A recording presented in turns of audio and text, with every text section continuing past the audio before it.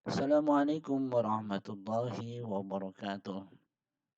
Selamat jumpa lagi anak-anak. Kali ini kita bahas tentang fase-fase penyebaran Islam di Indonesia. Baik, menurut sejarawati ya, Siti Maimunah itu ada 3 fase.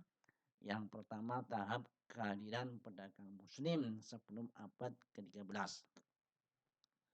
Syekh Samsuddin Abu Abdillah Muhammad bin Talib Ad-Dimashqi itu berpendapat bahwa masuknya Islam ke Indonesia sejak abad ke-7 Masehi atau abad ke-1 Hijriah.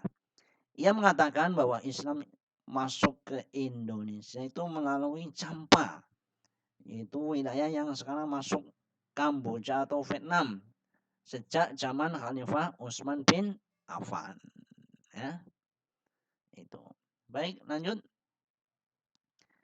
Versi lain menyatakan bahwa abad berapa itu? Sampai ke-4 Hijriah terdapat hubungan perkawinan antara pedagang muslim dengan penduduk setempat sehingga mereka memeluk agama Islam.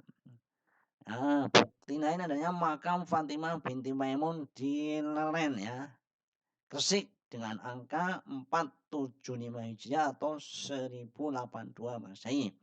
Bentuk nisannya ini menunjukkan pola gaya hias makam dari abad ke-10 Masehi. Ya. Baik, dilanjut. Tahap atau fase kedua, yaitu tahap terbentuknya kerajaan Islam, yaitu abad 13 sampai 16 Masehi. Ditandai dengan munculnya pusat-pusat kerajaan Islam. Itu ditemukannya makam Malikus Saleh yang terletak di Kecamatan Samudra di Aceh Utara dengan angka di batu nisannya ya 696 Hijriah atau 1297 Masehi. Ini bukti yang jelas adanya kerajaan Islam di Pasai Aceh sana ya. Lanjut. Kemudian ada hikayat-hikayat ya, hikayat Raja-Raja Pasai dan sejarah Melayu ini buktinya bahwa penguasa pertama kerajaan Islam Samudra Pasai adalah Malikus Saleh atau Malik Raja Saleh.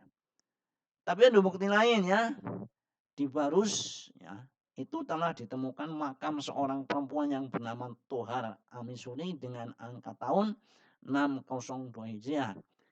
Ini juga membuktikan bahwa pada permulaan abad 13 Masehi sudah ada pemukiman masyarakat Islam di Barus di sana ya, Sumatera ya, Sumatera sana. Oke. Nah, pada akhir abad 13, kerajaan Samudra Pasai ya, selaku kerajaan Islam pertama merebut perdagangan di Selat Malaka yang sebelumnya dikuasai oleh kerajaan Sriwijaya.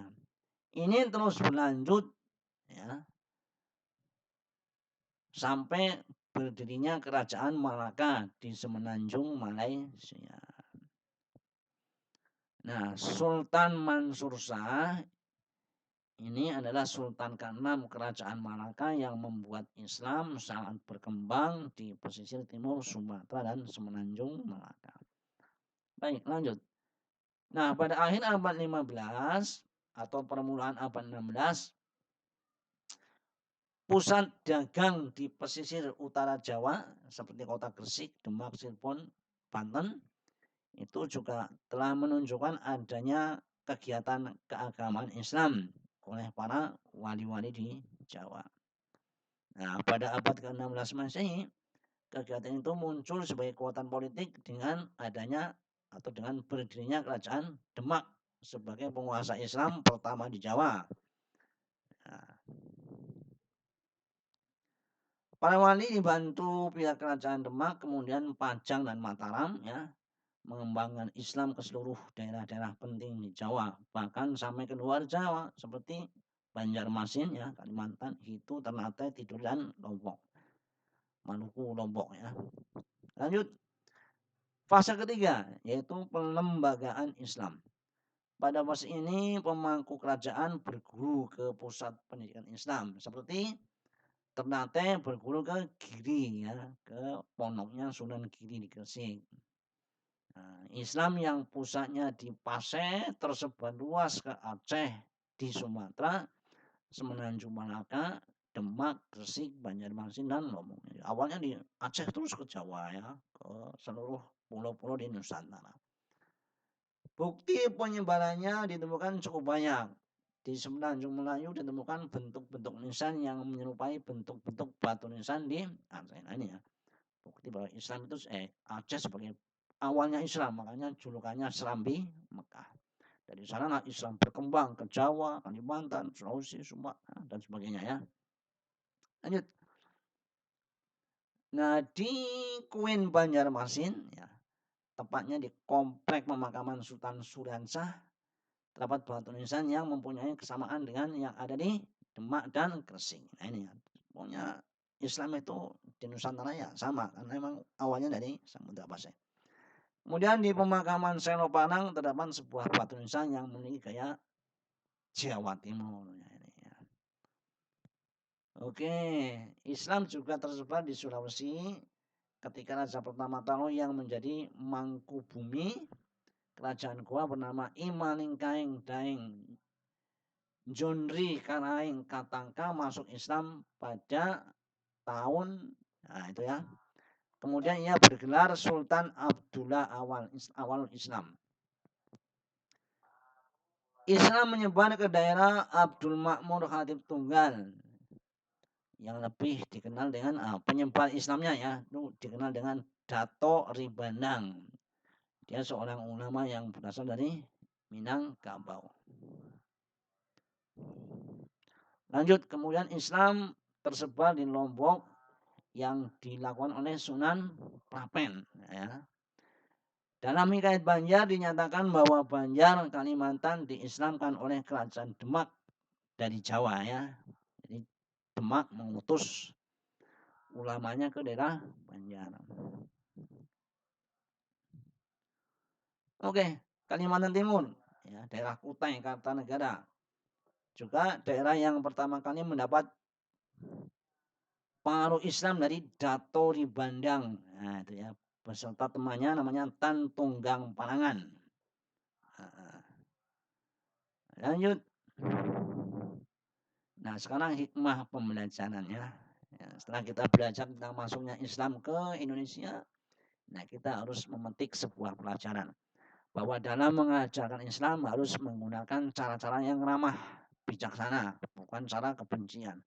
Yang kedua, meneladani kesuksesan para ulama dalam menyebarkan Islam di Indonesia. Ketiga, kita harus mempunyai uswah, ya, kita harus menjadi toladan ya bagi generasi di bawah kita. Yang keempat, mengajarkan kepada diri kita untuk tetap menjaga persatuan dan kesatuan demi keutuhan bangsa dan negara. Kelima, menyadari bahwa perjalanan sejarah perlu kita jadikan sebagai pemikiran dan peneladanan, terutama dalam hal perjuangan para ulama.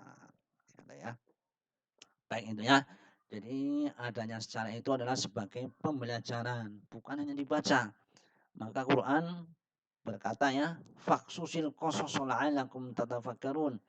Ceritakanlah kisah-kisah itu agar kalian berpikir.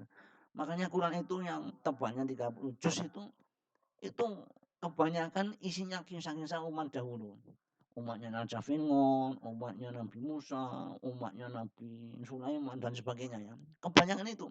Untuk apa? Untuk diambil pelajaran. Juga SKI ini sejarah kita harus mengambil pelajaran, bukan hanya dibaca. Oke ya, itu dulu.